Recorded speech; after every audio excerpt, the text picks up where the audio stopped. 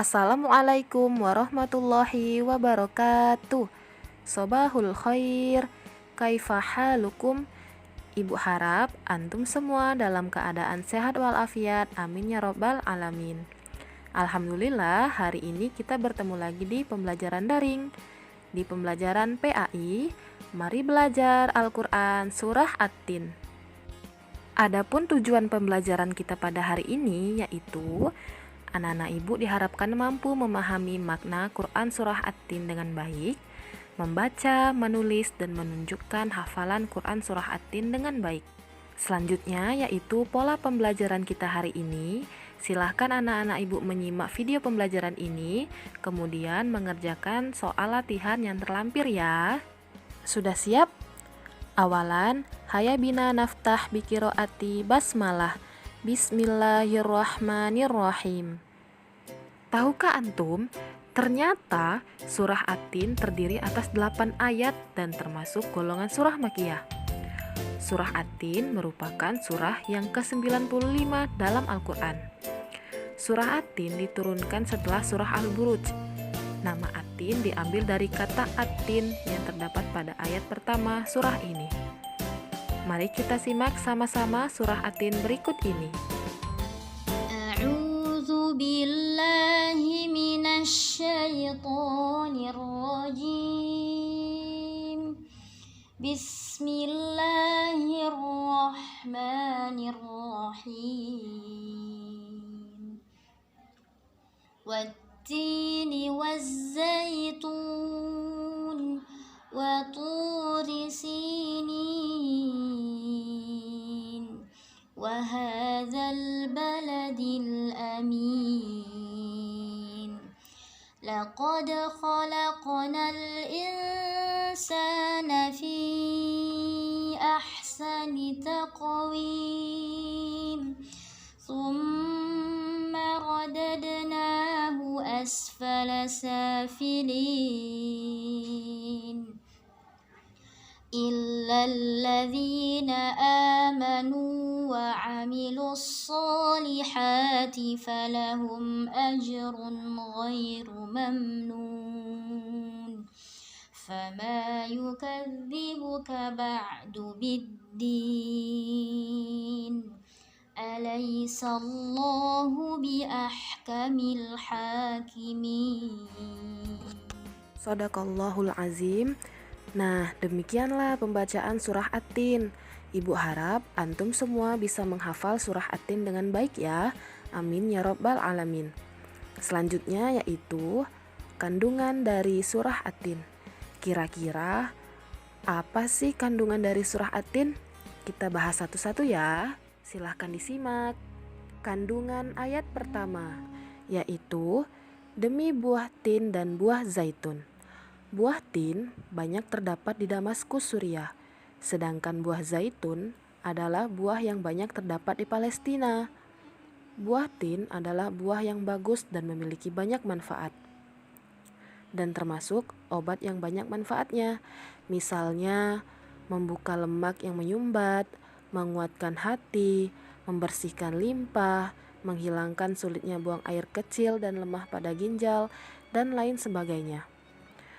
Terkait buah zaitun, Rasulullah SAW pernah bersabda, "Makanlah buah zaitun dan gunakan minyak dengannya, karena sesungguhnya buah zaitun adalah pohon yang diberkahi." Hadis riwayat At-Tirmizi. Buah zaitun memiliki banyak keistimewaan, misalnya memiliki kandungan minyak yang berlimpah, dapat menguatkan urat syaraf, mampu membuka lemak penyumbat, mengeluarkan cacing, menghancurkan batu ginjal, dan lain sebagainya. Kandungan ayat kedua, dan demi Gunung Sinai. Nama lain dari bukit ini adalah Bukit Tur Sinai.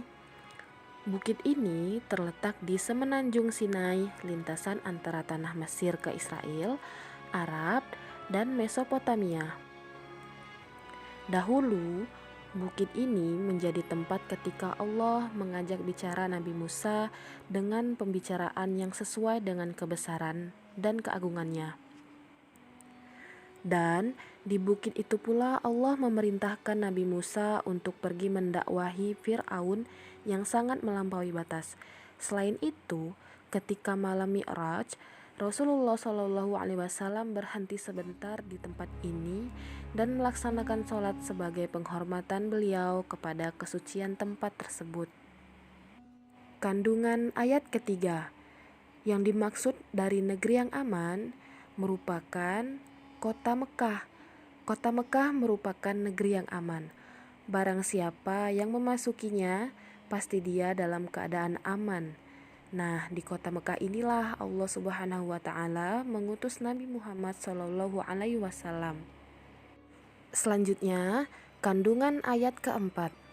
Allah Subhanahu wa Ta'ala bersumpah dengan buah tin dan zaitun, serta gunung Sinai dan kota Mekah, bahwa manusia itu sebenar-benarnya diciptakan dalam bentuk sebaik-baiknya. Proses terbentuknya manusia tidak sama dengan proses terbentuknya makhluk-makhluk lain. Manusia memiliki akal, jasmani, rohani, dan nafsu.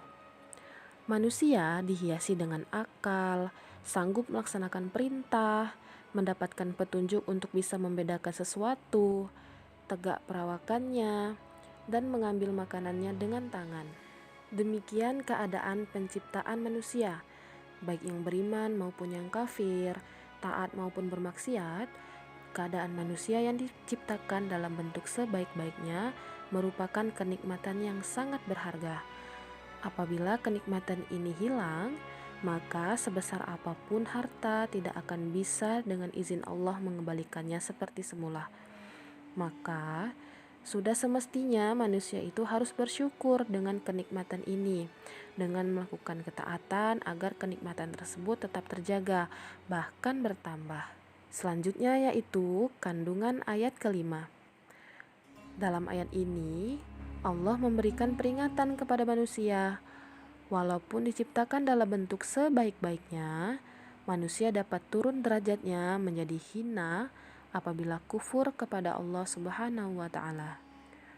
Kufur adalah suatu perbuatan yang sangat tercela, yaitu di mana seseorang itu tidak beriman kepada Allah Subhanahu wa Ta'ala dan tidak mentaati sunnah Rasulullah Shallallahu Alaihi Wasallam. Selanjutnya yaitu kandungan ayat ke-6. Allah Subhanahu wa Ta'ala tidak akan pernah putus-putusnya memberikan pahala kepada kita orang-orang yang beriman dan mengerjakan amal soleh, baik itu berupa iman maupun akhlak yang mulia. Kandungan ayat ke-7. Al-Alamah As-Sa'di berkata, perkara apa wahai manusia yang menyebabkan dirimu mendustakan hari pembalasan terhadap amalan-amalanmu?